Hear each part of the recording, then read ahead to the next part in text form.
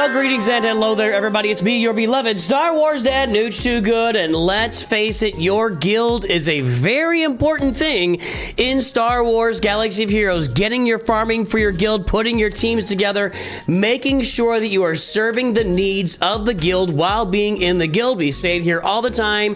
You can either do what your guild requires of you, or you can leave and find a new guild. With that said, you guys made some suggestions for some videos here a little while back, and one of those was to talk about guild-focused farming. So let's just call it my Nooch Too Good guild-focused farming guide for 2025 and 2026 and beyond. This will last well into 2026 and beyond. So yeah, that's what we're going to talk about. Really focusing primarily on territory battles, territory wars. That's going to be the main focus of all of this because that's where you spend your time playing with your guild, right? TB, player versus everybody, territory wars, PvP against other guilds. What are the teams that will best serve you with your guild? If you're just gonna farm just for the guild, just teams that only serve the guild, I got 10 of them. I got 10. It's always 10. It's always 5 or 10. I got 10. Well, plus a few extra stuff we'll throw in there.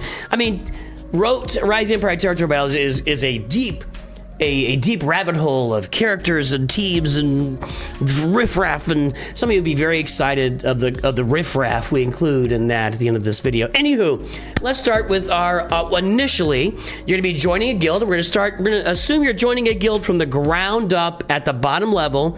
You'll be playing Hoth light side and maybe Hoth dark side territory battles for a little while. You'll be playing Hoth light side for longer than you'll be playing Hoth Dark Side. Hoth Dark Side will only last a few months. If you're in a guild that's worth its salt at all, that guild will move straight into Geo territory battles. But that Hoth Light Side, that'll probably last you a few months longer until you jump over into Rise the Empire territory battles. You will never ever play in modern Star Wars Galaxy of Heroes.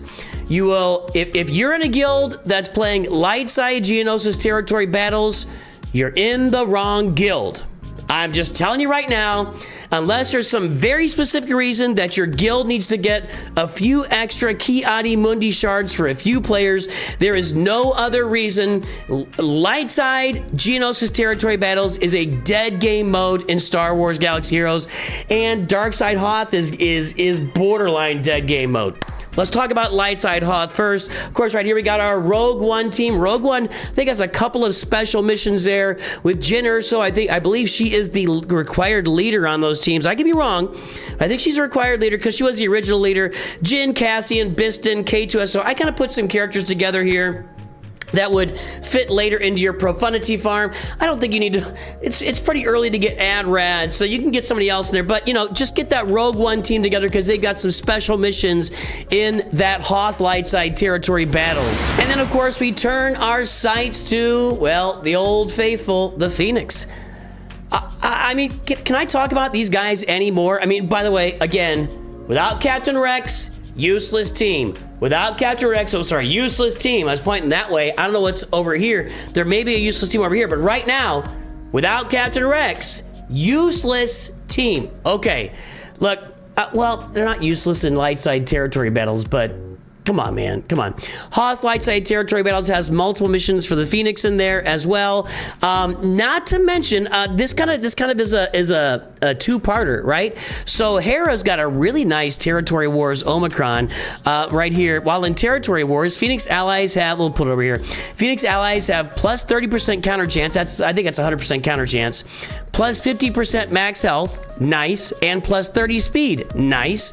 When Hera uses backup plan, which is what she places on characters so they revive if they die, all Phoenix allies gain backup plan for 3 freaking turns. And I'm pretty sure backup plan cannot be dispelled, right? Cannot be dispelled. It's a permanent debuff. So the Phoenix are always, when they've got this debuff, rising from the ashes like a Phoenix. Huh? Right? I just thought of that right now. You guys just witnessed. That's why I'm here, making this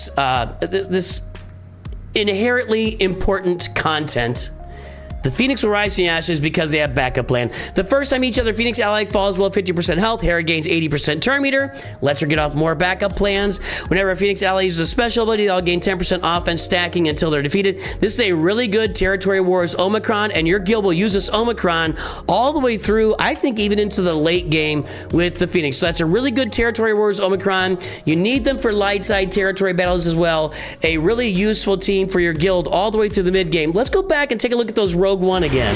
One thing that my guild hasn't really taken advantage of, and maybe your guild might, Jyn Erso does have a Territory Wars Omicron.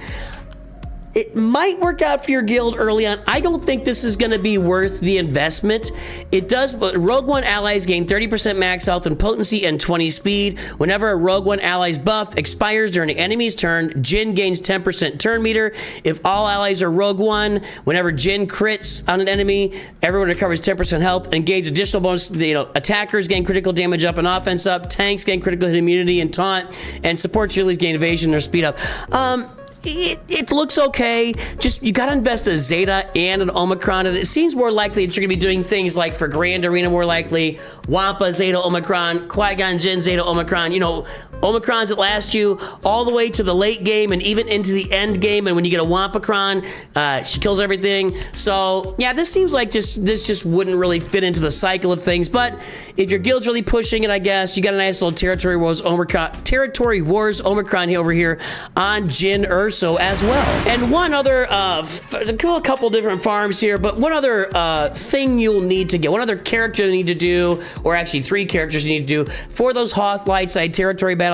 Now, again, I want to keep in mind that I don't think a guild will do this more than 6 to 9 months before they just jump into Rise of the Empire territory battles altogether. But you got to be at a, don't you, what's the minimum galactic power? Let me look that up. Okay, so as I say it, well, I looked it up, but Rise of the Empire territory battles has a minimum 200 million guild galactic power, which means you'd average 4 million across the board, which free to play takes about a year and 4 or 5 months to get to 4 million.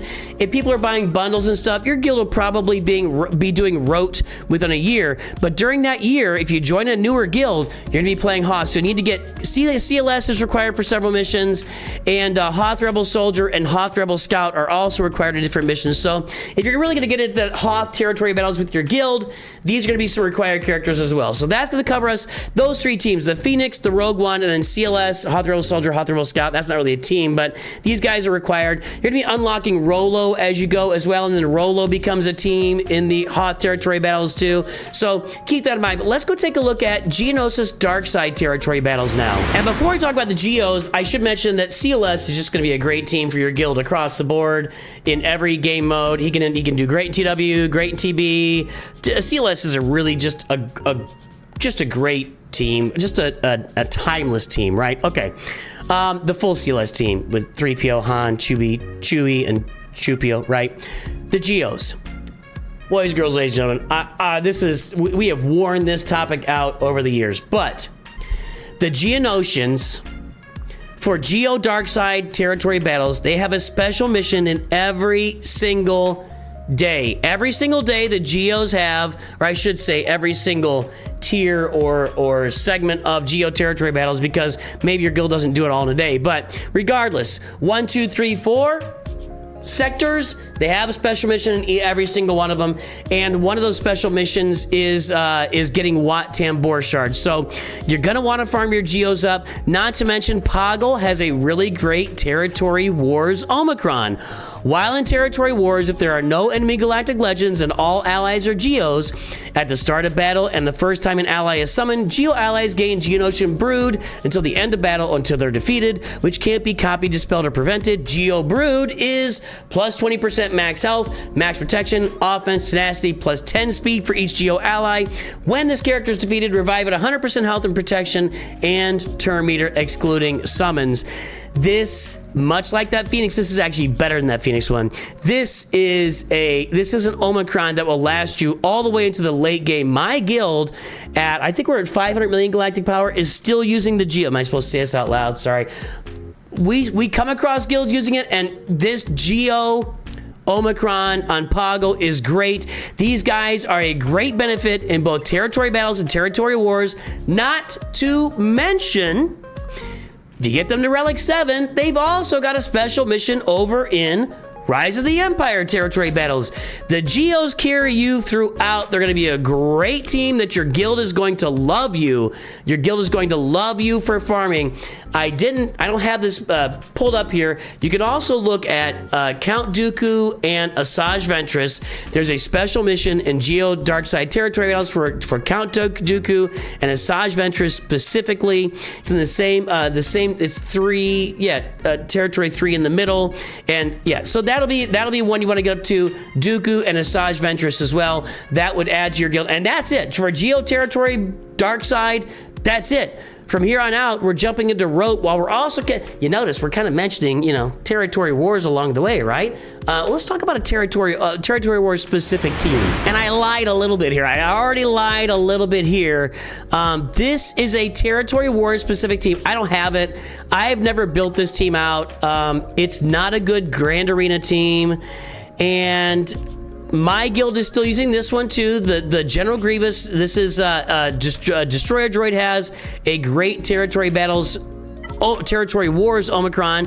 While in territory wars, if all allies are Separatist droids, Droideka gains damage immunity for 1 turn at the start of the encounter, which can't be copied, dispelled, or prevented. By the way, yeah, they're in there for territory battles as well. I forgot about that. I'll talk about it in a second. Droideka also gains 1 stack of charge for 1 turn whenever another ally takes a turn. That's a lot of charge. That's a lot. That charge is 10% extra offensive. We'll take a look in a second. Whenever an ally is marked, Droideka gains 25% max health stacking. They get marked all the time. When Grievous drops below 100% health, somebody's getting marked until the end of the encounter, and the ally in the leader slot gains 20% turn meter. At the start of each turn, if Droideka has damage immunity, all allies are immune to daze and stun. While Droideka is marked, all other allies have plus 25% potency and speed. The first time Droideka is defeated while marked and an ally is active, revive all allies at the end of the turn, and then all allies recover 100% health. At the start of Droideka turn, all allies recover 10% health protection. Tremendous Omicron for territory wars. Once again, it'll last your guild into the late game. And yes, you take Grievous off, you put Newt Gunray in. This team has a special mission on tier 1 of Geonosis Darkside territory battles that I forgot about. So you'll also be farming this for territory battles and territory wars in your guild. And with that said, let's move into Rise of the territory battle, Rise of the Empire territory battle. So this will be available to your guild when you hit 200 million galactic power, and flat out, as long as you're not still farming a bunch of watt shards, when your galactic power for your guild says 200 million, if your guild leaders have not put you in Rise of the Empire territory battle, your guild leaders don't know what they're doing. Don't care. You should be playing Rise of the Empire territory battles the moment that you can play it. It is the premier territory battles game mode. The Inquisitors are the overarching team that people think of when they think of Rote territory battles, Rise of the Empire territory battles. That is because we use the Inquisitors at Relic 7 to unlock Reva in Rise of the Empire territory battles. That is what you do with these Inquisitors in that. And we think of this because when Rise of the Empire, Rote, I'm not going to say it, I'm not going to keep saying Rise of the Empire. When Rote first came out, this was the first big special mission in there, and Reva to this day, she got a datacron right now that actually I could not finish yesterday. I couldn't finish Grand Arena yesterday. It pissed me off. It is what it is. You guys were there. Somebody got banned from chat because they were poking at me. I didn't ban them, by the way. I did tell him that chat's not about, that's a separate conversation. I was bent, okay? Because that stupid Night Sister Datacron on a Reva-led team, what a mess it was. Reva is still a great character. You use the Inquisitors to unlock her. You want to get a team, if you want to get a team that right off the bat will get you into a guild that is newly or freshly doing Rote territory battles, these are your boys and girls. These are your boys and girls over here, because I tell you for sure, 100%, that guild that's going to recruit you and they're at 210 million galactic power, they're just starting to do Rote, they want Reva shards more than they want air in Rote territory battles. So get these Inquisitors. That's going to be great for your guild and great to get you into a big guild. And next we turn our sights to the UFUs, the unaligned force users, specifically Seer Junda, Baby Cal, Jedi Knight Cal. You'll need to get some more characters to unlock Jedi Knight Cal. Characters like Marin at Gear, these are all Gear 12, it'll work for you. Marin, Saw Gerrera, and Tarful, that's Chewbacca's dad. You'll need to get them all at Gear 12 here, along with Seer and Cal Kestis. There is a special mission on Zepho that your guild's gonna wanna do as they move forward. Maybe not at the 200 million level of rote territory battles, but when you get deeper into it and your guild keeps advancing, they're going to want to be doing that Zepho special mission because it gives you Kyrotex. And raise your hand if you don't need Kyrotex. I should see no. Well, we might see some hands from some really late gamers out there, but the vast majority of players, and if you're in the spot for needing to know this, you need Kyrotex in this game. So these guys are going to be a big addition. You get the Inquisitors first, you get the UFUs second. That's going to get you into that rote territory battles guild. And then another special mission in that territory battle is going to be Katan Mand'alor. She's fighting the Crate Dragon in rote territory battles for special rewards for the guild. So that'll be another team that you want to get on your roster for those territory battles. And by the way, she's just a banger in Grand Arena. I can't say enough about her. Datacron, no Datacron, she just does work. She works, man. She is a killer, slicing through Lord Vader like butter, even though Capital Games doesn't want her to. Katan Mand'alor, it's not that difficult to farm. You're already gonna Beskar Mando. All you gotta get is Keller and Beck, Paz Vizsla, IG-12 to Relic 7, and boom, Katan Mand'alor. Great add to you for your guild farming, for rote territory battles, and also just a great add for your roster for Grand Arena. One more team, Old Faithful. I got more after this, but Old Faithful coming back to see you. How many times have I said that I believe Jabba the Hutt should be your first galactic legend in Star Wars Galaxy Heroes due to the value that he gives you with Smuggler's Run 2 and the mods you're gonna get every month from Smuggler's Run 2. Well, in addition, every single phase of rote territory battles has a mission. It's not a special mission. It's just a battle that is a territory, what do you call it? A battle node, whatever. Specifically assigned to Jabba the Hutt in the neutral, the middle. There's right, left. Right is your light side. Left is your, well, if I reverse this. For you guys, it's dark side, light side. In the middle is neutral-ish. Jabba the Hutt runs every single phase. Has a mission to run on every single planet, all from Tatooine through, I don't know what's at the end. So Jabba the Hutt is going to be really important for rote territory battles.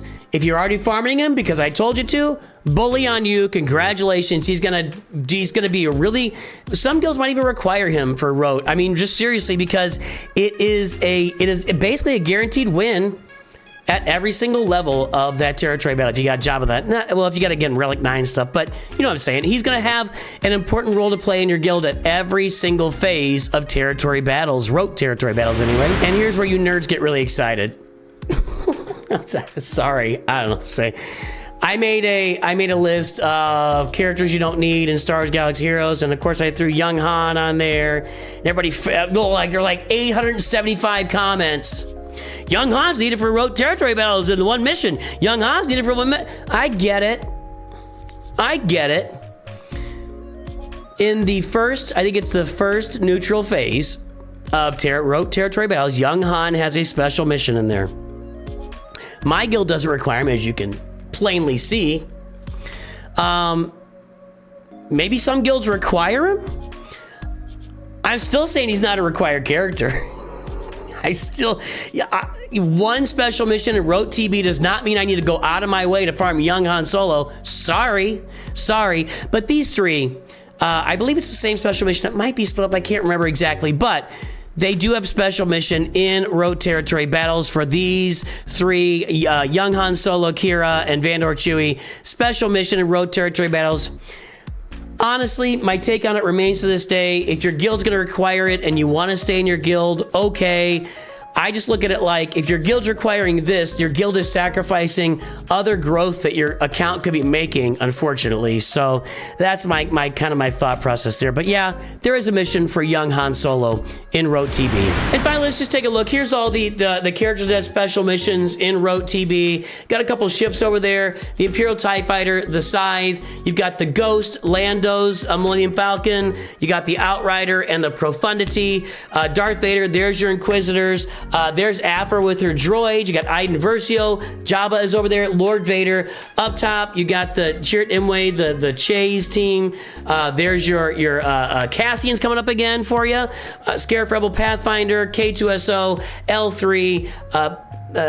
Oh no. His name is Pow. Wow, Pow.